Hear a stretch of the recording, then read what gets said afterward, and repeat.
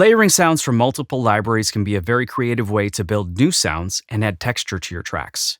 I'll show you what I mean with this industrial metal track. And I'm going to start by muting all of the additional layered instruments, and then I'll bring them in so that you can hear exactly what each layer is adding.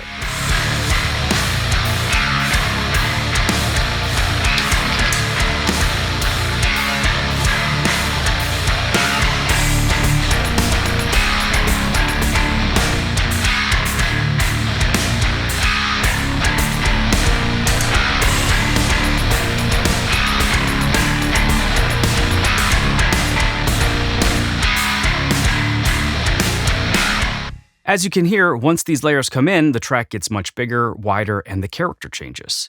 I'll show you how I did this by starting with the drums.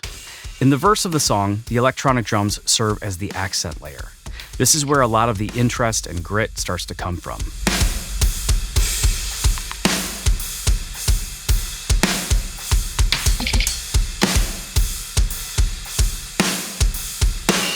In the chorus, both the electronic and acoustic drums are present, but now the electronic layer is also adding a counterpart rhythm with a steady electronic beat that gives the section a much more driving rhythm.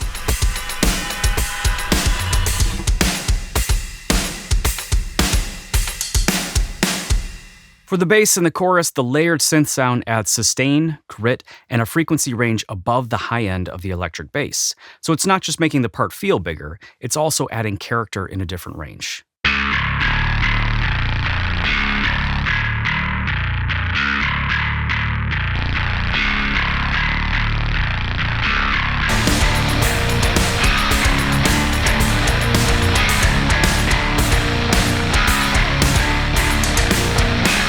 The layering in the chorus is a direct copy of the notes, attempting to create one sound rather than two distinct parts. For this type of layering, you can just duplicate your track in your DAW and then change the sound library inside of EasyBass, and all of the MIDI will be copied over. For the guitars, during the verse, the pads in the background are adding sustain and width.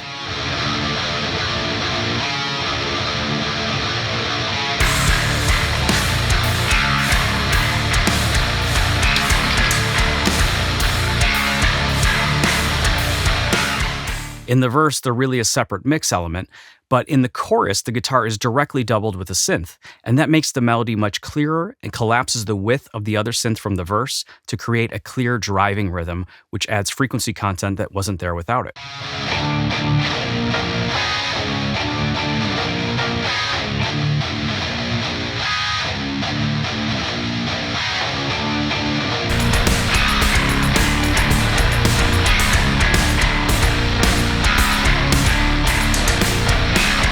The important thing is that each layer is either complementary or contrasting in a useful way. So don't layer without having a reason, or you can end up with a big, muddy mess. The other thing you always have to keep in mind is frequency content. A lot of times when you layer sounds, you're really just using the added layer to bring in a frequency range that's not present in the original sound. This means you may need to filter the added layer pretty heavily, especially in a track like this. You want to be careful that you're not creating too much low-end or low-mid buildup.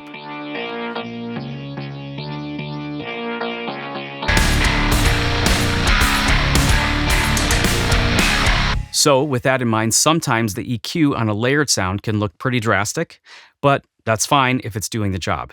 If each sound has a purpose, and each one is shaped to fit in its own space, you can make a track feel bigger and grittier and much more interesting without turning it into a mess.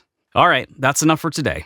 You know the drill. Click the links below to learn more about the products I used in this video, subscribe, and if you have a topic that you want me to discuss in a future video, let me know down below.